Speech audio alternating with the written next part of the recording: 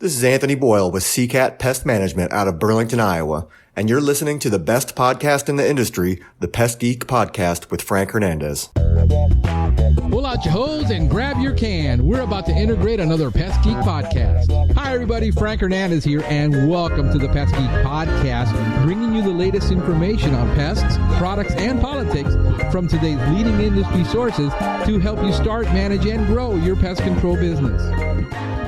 Hey, welcome back. Welcome back to another edition of the Pest Geek Podcast. I am Frank Hernandez, your pest geek, here discussing all things pest. We want to remind our audience to join in on the revolution. That's right, join in on the conversation, be part of the society. Pest Geek Podcast Listeners Group on Facebook. And we're on YouTube.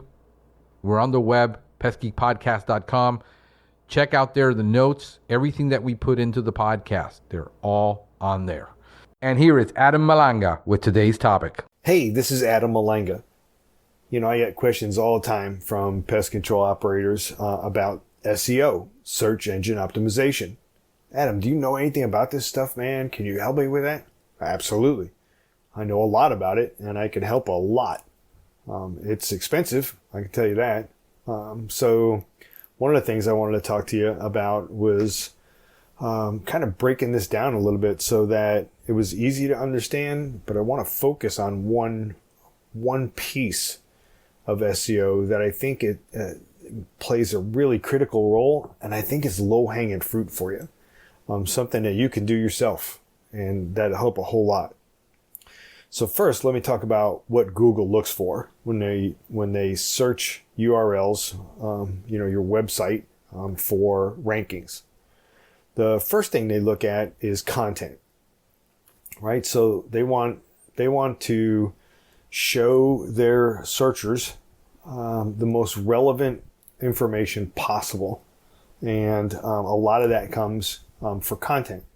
So if you, for example, Google aardvark, what you're going to find is a Wikipedia site come up first, top of the list, man, because they've got so much information crammed in there about the aardvark, right?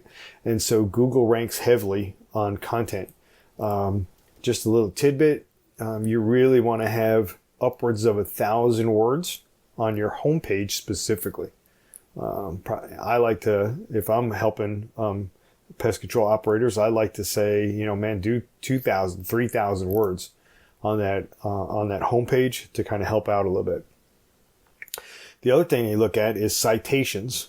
Those are where are you found on Google, right, or throughout the internet. So think about the internet as a street, like Main Street, and then your website is the house located at www.imapestgenius.com, right?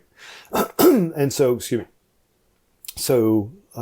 citations are where you're found on the internet. So it could be Yelp or Home Advisor and all these different places that you're found, even Facebook, things like that, that anytime it mentions your name, address, phone number, that's a citation, right? And so there are thousands and thousands of places you can be found on the internet. The more, the merrier for Google. It validates your website for them.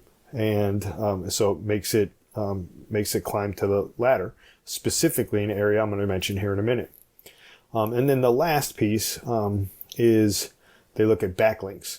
So who's pointing to your website, right? And so, is there a blog that's pointing back to your website that gives you a backlink that is a good one? It's a good place. Is it, the National Pest Association, Pest Control Association pointing to your website? That's a great one, right? And so if they are, that helps Google in the ranking process. So what's this all look like when you Google pest control companies in Nashville, Tennessee? So the first thing you're going to see is any paid advertising, right? And those are AdWords. You're probably familiar with those. And, those are based on competitive bidding. right? The second thing you're going to see is what's called the map pack. Now they just have three businesses that they show on the map pack. And then the third is the organic, and that's really where the SEO and the backlinks and all that stuff come into play, and where you rank organically. Everybody says, how do I rank on Google? They're talking about organic. And that's awesome. What I want to focus on is the map pack.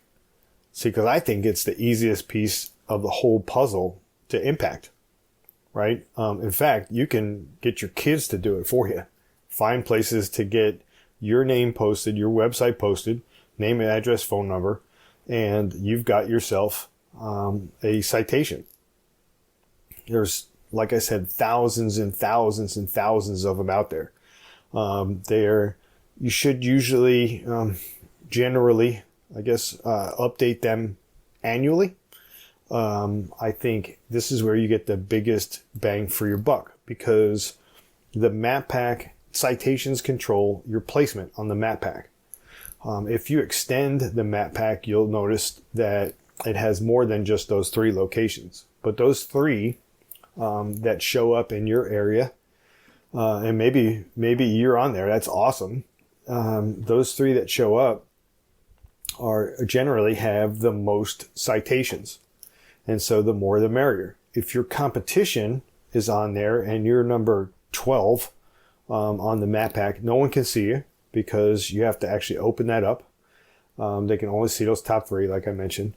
If your competition has 200 citations, then if you want to give them a run for their money, then you need 500 citations, 1,000 citations, and that's going to put you in the running for the map pack. So the more that you do, honestly, the better.